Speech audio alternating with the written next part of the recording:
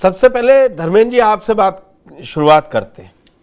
आज बड़े बड़े आरोप लगा दिए, मतलब अखिलेश यादव ने संभल मुद्दे पर बीजेपी को घेरने के लिए कैलाश मानसरोवर तक की बात कर दी और दिल्ली में और लखनऊ का मॉडल भी फिर लड़ा दिया, जबकि अभी अभी उपचुनाव हुआ है।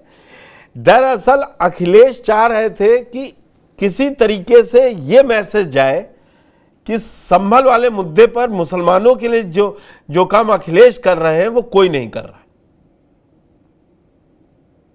कांग्रेस भी पीछे है, इसीलिए आज वो अडानी वाले मुद्दे से आप लोग दूर रहे।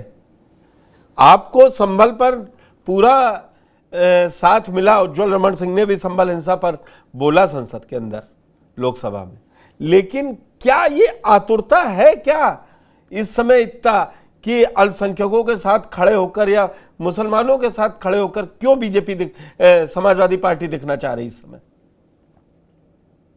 पुष्कर जी, मुझे लगता है कि आज अगर कोई संभल के साथ खड़ा है तो इसका मतलब वो दंगों के विरोध में खड़ा है। जो पार्टी, जो सांसद, जो लोग, जो नागरिक संभल के साथ नहीं खड़े हैं, इसका मतलब वो चाहते हैं कि देश और प्रदेश में दंगा हो और दंगा कराने से उनका फायदा हो सकता है। तो ये बात तो बिल्कुल तय है कि जो लोग संभल के घटना के साथ खड़े हैं वो दंगे के विरोधी हैं, और जो लोग संभल की घटना के साथ नहीं खड़े हैं वो क्या कहते हैं कि दंगे के साथ खड़े हुए। और रही बात जो आप आरोप की कह रहे हैं, इसमें आरोप नहीं है पुष्कर जी। दरअसल पुलिस ने गोली चलाई, ये तथ्य है। मैंने कहा आप बात पूरी कर लें, आप बात पूरी कर लें, नहीं अपर्णा जी बीच में आ जाएंगी। इसीलिए मैंने इस बिना आरोप कहे मैंने कहा इतनी आतुरता क्या है। वो आपने बाइट सुन ली है सबकी। आप बताइए कि अगर किसी प्रदेश या देश के नागरिक की हत्या हो रही हो उसमें भी आतुरता ना दिखाई जाए, या किसी देश में आग लग रही हो, किसी प्रदेश को जलाया जा रहा हो। क्या हुआ आज हम भी बहराइच में क्यों नहीं बोला? हमने बोला, बिल्कुल बोला। अरे संसद में भी बोल लेते बहराइच हिंसा पर, वहां भी तो एक बोला। उसमें तो प्रूफ था कि बीजेपी वालों ने करवाया है, बीजेपी वाले ने रिपोर्ट लिखवाई। आपके साथ इतनी डिबेट हुई है, हर डिबेट में मैंने 5 मिनट कम से कम बहराइच पे बोला। नहीं, और ये भी बताया फिर अब आप अपने पे ले आए। हम संसद में कह रहे थे, यही बात कह रहे थे बहराइच में भी क्या करवा रही बीजेपी।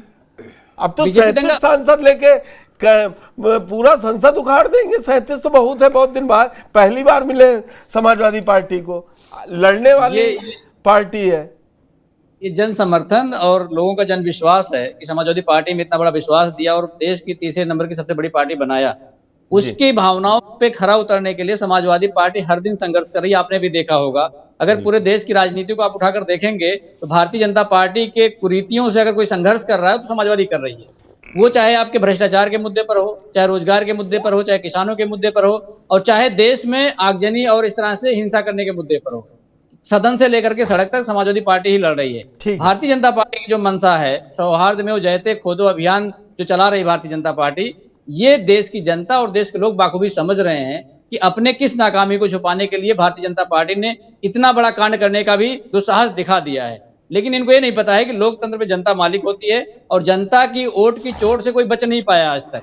भारतीय जनता पार्टी भी नहीं बच पाएगी, और इसके अलावा जो लोग भी जन विरोधी कामों में लिप्त होंगे वो भी नहीं बच पाएंगे। तो समाजवादी पार्टी पूरी तरह से संभल की घटना के साथ खड़ी है, और उसमें जितने भी दोषी, हम तो ये भी कहते हैं कि आप उसकी सुप्रीम कोर्ट के सिटिंग जज के साथ, कमेटी के साथ जांच करवाइए। जो तथ्य सामने निकल के आए, जो दोषी पाया जाए उस पर कार्रवाई की जाए। अगर पुलिस दोषी है तो उस पर FIR हो, हत्या का मुकदमा दर्ज हो। अगर कोई पत्थर फेंका हो तो उसको, अगर वो दोषी हो तो उस पर कार्रवाई हो। तो समाजवादी पार्टी तो न्याय के साथ खड़ी है। अब ये भारतीय जनता पार्टी को तय करना है कि वो न्याय के साथ है या अन्याय के साथ है। वो लोगों को की हत्या करने के पक्ष में है या लोगों की जान बचाने के लिए पुलिस को लगाया जाता है, ये भारतीय जनता पार्टी को तय करना पड़ेगा। अब वो तो सीधा आरोप है। बृजलाल जी को आपने सुना ही, रिपोर्ट अगर आप जुड़ गए थे तो सुन ही लिया होगा। बता रहे कि अखिलेश यादव ने किया है, अब तो उनके सांसद ने किया है। आप लोगों ने 24 तारीख को सुनियोजित करके ये काम करवाया, पाकिस्तानी कनेक्शन भी मिल गया है।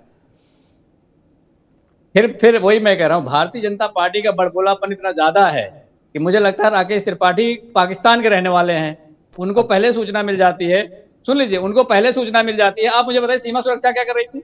देश की इंटेलिजेंस क्या कर रही थी? अगर कोई दूसरे देश से कारतूस लेके चला आया, बम लेके चला आया, कट्टा, चलो सीमा हैदर आ गई, कोई अरे इस पे सवाल लेंगे ना अपर्णा जी से लेंगे, आपसे थोड़ी ना लेंगे। पुष्कर जी बताइए, सीमा हैदर आ गई, कोई बात नहीं। अगर कोई गोला लेके चला आया, बम लेके चला आया, खोखा लेके चला आया और राकेश त्रिपाठी को पता था, फिर इसका मतलब क्यों नहीं कार्रवाई हुई? तो इसका मतलब राकेश त्रिपाठी चाह रहे हैं कि लोग लेके आए खोखा और बम। तो ये तो भारतीय जनता पार्टी के सीमा सुरक्षा के साथ खिलवाड़ है। चीन में आप देख ही रहे हैं, चीन के सामने बोल नहीं सकते। भारतीय जनता पार्टी के जो सीनियर एमपी हैं, सुब्रमण्यम स्वामी ने क्या क्या नहीं बोला है प्रधानमंत्री जी को, कायर भी बोला है, डरपोक भी बोला है सीमा सुरक्षा को लेकर के। तो ये भारतीय जनता पार्टी का चरित्र है। कभी भी सीमा सुरक्षा भारतीय जनता पार्टी के समय में नहीं हो पाई, कभी भी देश सुरक्षित नहीं रहा है। देश के बाहर की सीमाएं सुरक्षित नहीं है, अंदर का माहौल आप देख ही रहे हैं। कभी कानपुर की हिंसा, कभी आपकी बहराइच की हिंसा, कभी संभल की हिंसा, तो दंगों का प्रदेश बन चुका है। और ये बात मैं नहीं कह रहा, ये बात सुप्रीम कोर्ट ने खुद कहा है कि उत्तर प्रदेश की पुलिस पावर एंजॉय कर रही है। अब इस बात से सहमत होना पड़ेगा, सबको सहमत होना पड़ेगा, पूरे देश को होना पड़ेगा, आपको मुझे भी होना पड़ेगा। सुप्रीम कोर्ट ने कहा उत्तर प्रदेश में जंगल राज है, ये भी सुप्रीम कोर्ट की टिप्पणी है। तो जब सुप्रीम कोर्ट की टिप्पणी आ गई, राजनीतिक दलों की टिप्पणी आ गई, तब भारतीय जनता पार्टी अगर अपने कर्मों से कुकर्मों से बाज नहीं आ रही, इसका मतलब वो जन भावनाओं के साथ खिलवाड़ कर रही है। लोगों के हितों की बात करनी नहीं है उसे। एक अपडेट दे ही दूं आपने अब सुप्रीम कोर्ट के, वो अनुराग आज फेसबुक पर लाइव वीडियो करते हुए पहुंचा कि मैं थाने पहुंच चुका हूं, अपना बयान दर्ज कराने जा रहा हूं। ये भी क्योंकि सुप्रीम कोर्ट ने कड़ी चेतावनी दी थी उसको। खैर, लॉ एंड ऑर्डर पर लंबी बहस जाएगी। अपर्णा जी, अखिलेश तो बता रहे हैं कैलाश मानसरोवर के लिए भी थोड़ी चिंता कर लीजिए। अब बदायूं में भी नीलकंठ महादेव ढूंढा ही जा रहा है।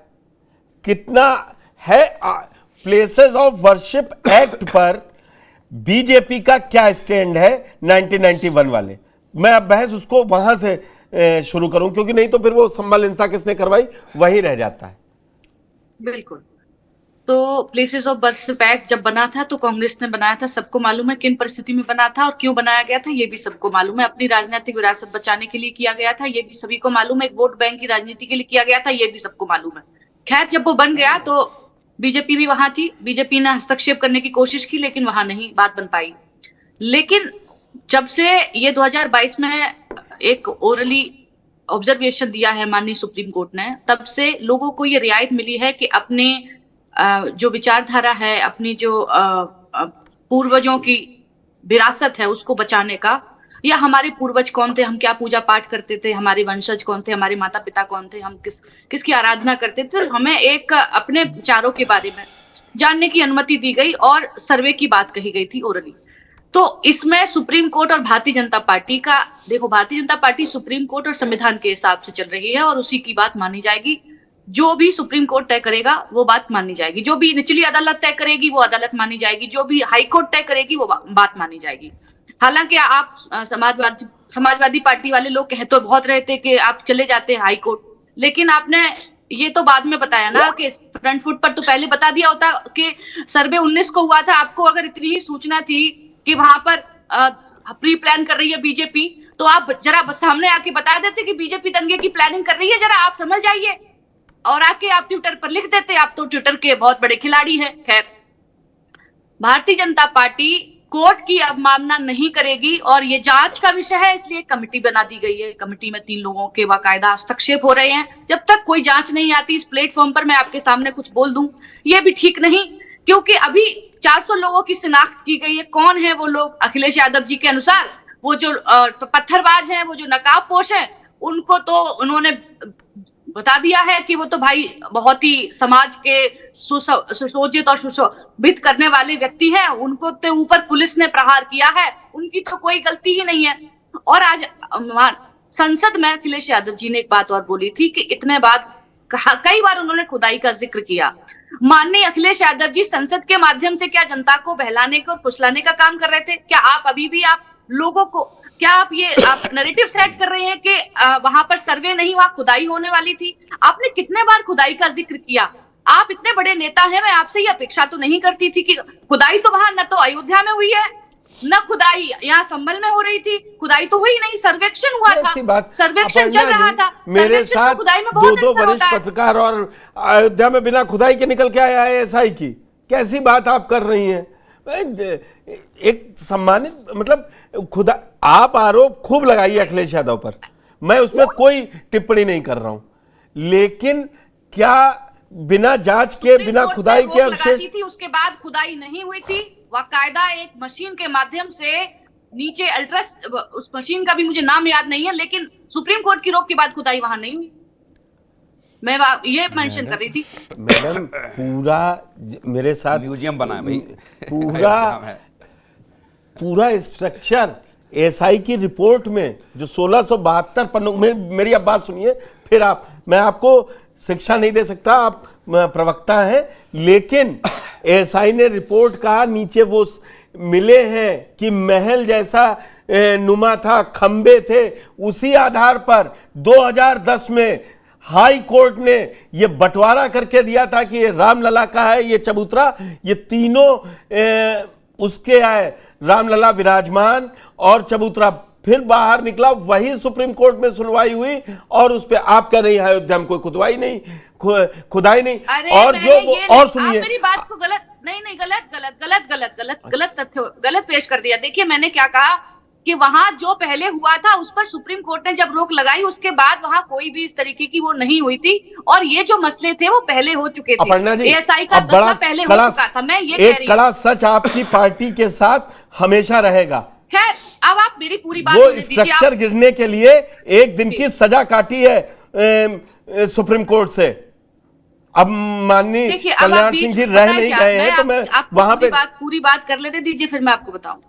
पूरी बात कर लेने दीजिए। तो ये खुदाई का जो मसला चल रहा था, माननीय अखिलेश यादव जी ने बोला कि 6 बार बोला होगा करीब कि वहां खुदाई चलेगी, यहाँ खुदाई कर लेंगे, वहां खुदाई कर लेंगे। तो यहाँ खुदाई नहीं, सर्वे चल रहा है, ये मानना होगा। और लोगों तक ये भ्रम पहुंच रहा है सीधा सीधा, क्योंकि आप एक प्रदेश के बहुत बड़े नेता हैं, आपको इस तरीके की जब आप भावना को रखते हैं तो लोगों के दिमाग में डायरेक्ट, मैं और भी दोनों पहले से बात जाऊंगा। लोगों को उकसाने का काम कर रहे थे क्या? प्लेसेस ऑफ वर्शिप एक्ट 1991 अभी भी है, अभी भी है ना, और बीजेपी उसका सम्मान करती, क्योंकि अब बीजेपी के कई केंद्रीय मंत्री और सांसद ये कह चुके हैं अब समय आ गया कि प्लेसेस ऑफ वर्शिप एक्ट को बदला जाना चाहिए। जैसा कि आपने भी अपने ओपनिंग रिमार्क में कहा कि कांग्रेस ने अपनी विरासत बचाने के लिए लाई थी, तो बीजेपी के पास एम्पल टाइम था। अभी तो छोड़ दिए, 91 में आपके पास इतने नंबर नहीं थे, अटल जी के पास भी बहुमत था, और 2014 2019 में तो बड़ा बहुमत और पूरा एनडीए साथ में था। बदल दीजिए 1991 प्लेसेस ऑफ वर्शिप एक्ट, उस पे इतनी समस्या है।